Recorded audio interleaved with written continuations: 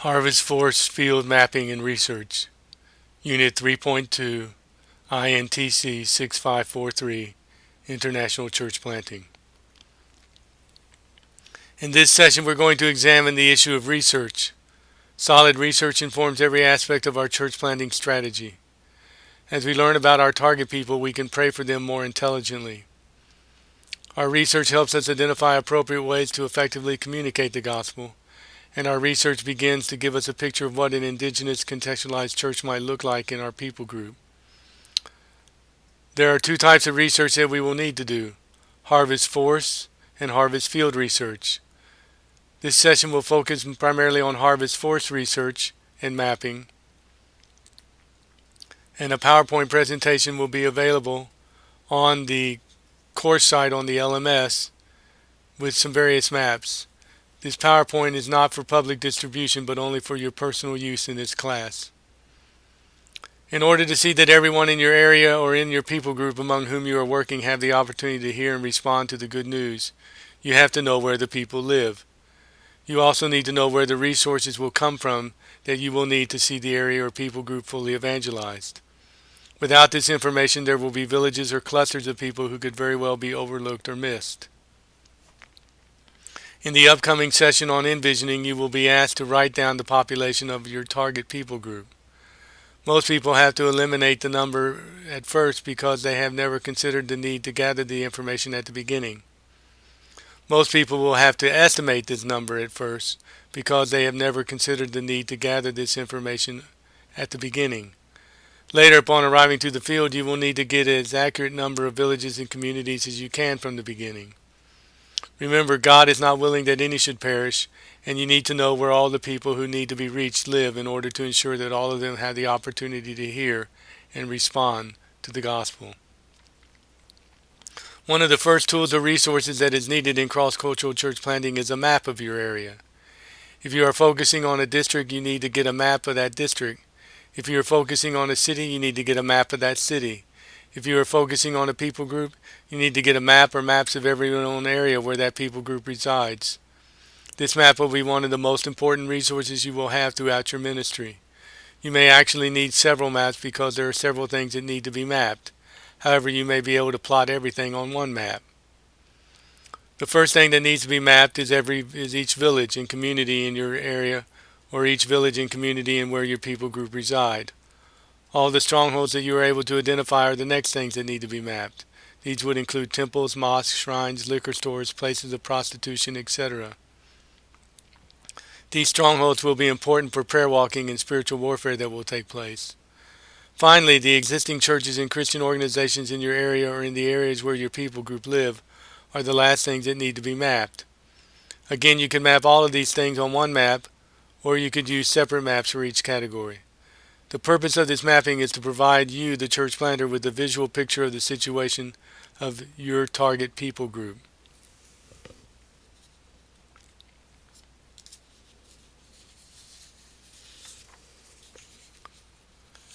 You need to map each village and community in order to ensure that the churches are planted in every place. Remember, God is not willing that any should perish, and you need to ensure that no village or community is overlooked. You need to map the existing churches and Christian organizations in your area because these could be potential resources for seeing the area fully evangelized.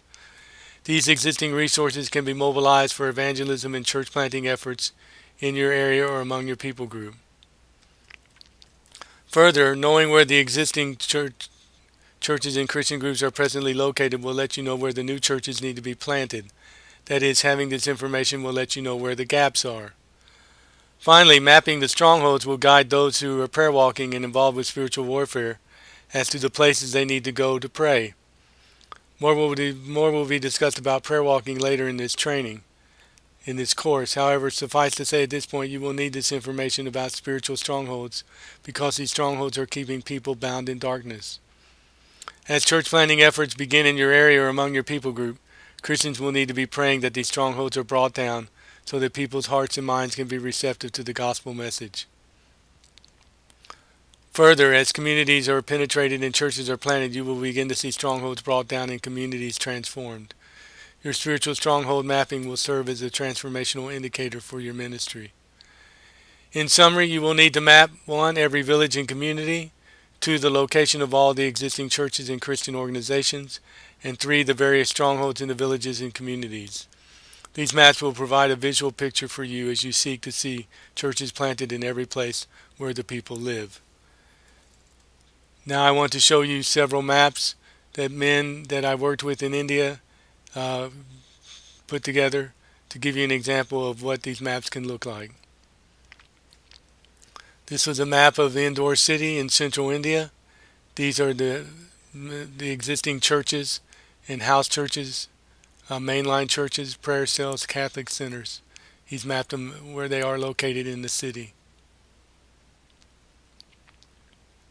You can see the railroad track that runs through the heart of the city. Pay close attention to that as we look at these other maps.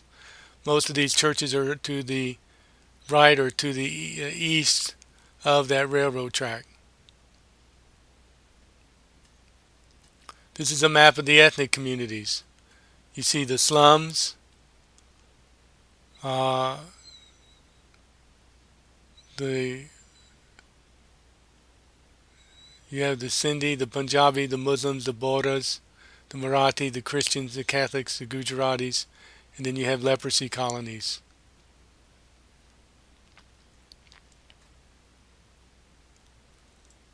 This is a map of the strongholds. He mapped mosques and temples and liquor stores in his places. Now if you look at that train track, that railroad track through the heart of the city, you will see a lot of these temples and mosques are on the west side of the railroad track, where in the map on the churches, there are not very many churches on the west side of that railroad track. The bigger the dot, the more bigger the temple or the bigger the mosque. So this would give you a visual picture if you could overlay these 3 maps of where churches need to start being planted, and primarily that's on the west side of the railroad tracks, which is the heart of the city.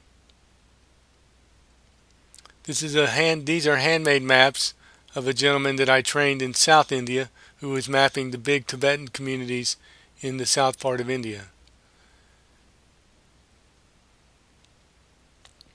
These are called Tibetan camps, and there were 4 main Tibetan camps in the state of Karnataka, and the chief representative office of the Tibetan peoples is in Bangalore city and also in the state of Karnataka.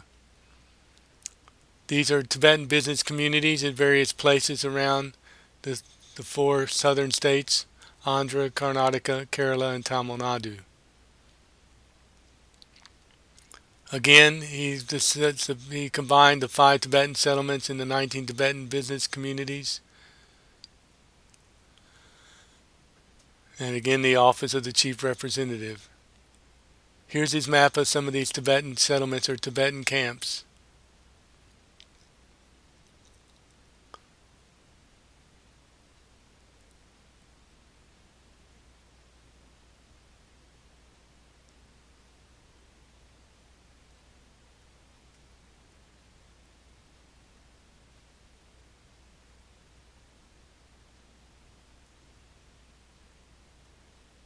Here are some maps of various people groups in India.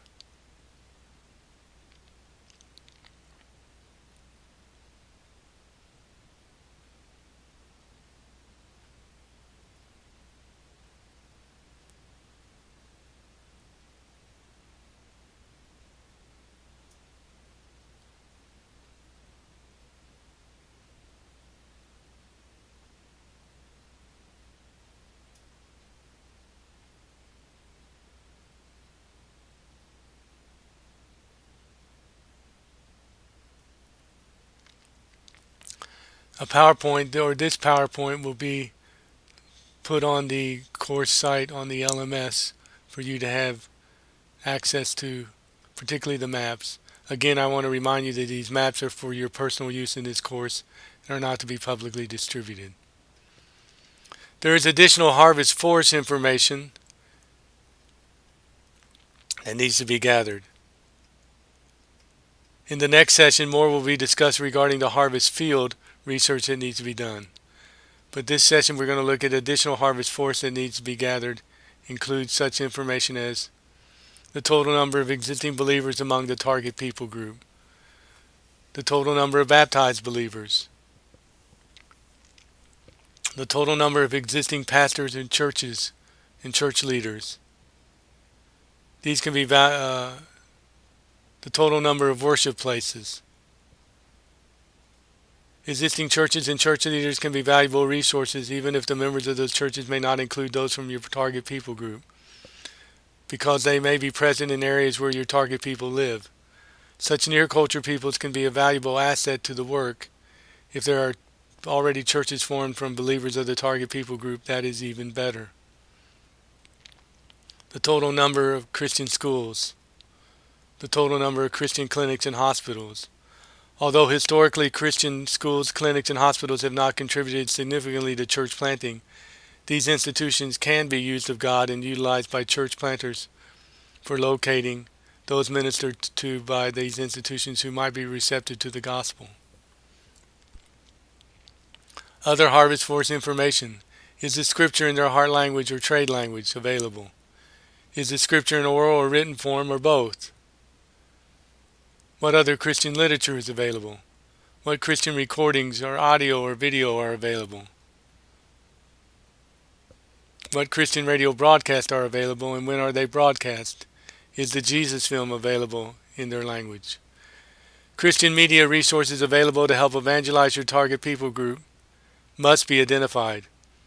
If these resources are not in the heart language of the target people, you have to see that if they are in a trade language that your people speak.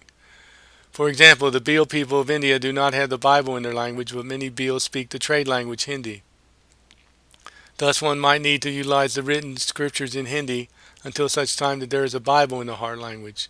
At the same time, there are oral resources available in the Bhili language, such as the Jesus film, radio broadcast, and audio recordings.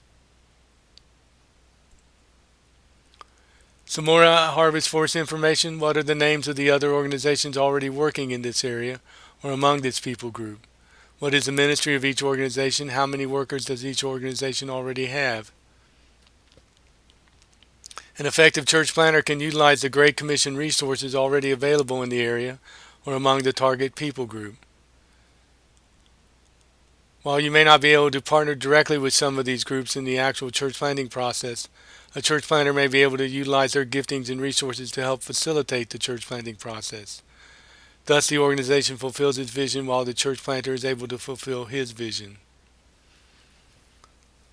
What is the history of Christianity in the area or among the people group? The history of missions work among your people group can yield great insight into how to be effective in church planting among the target group. What were past efforts that proved to be successful? How so? What obstacles did former workers encounter? Did past efforts meet with strong resistance, and why? In this session, we have examined the value of mapping and research of the harvest force among your target population.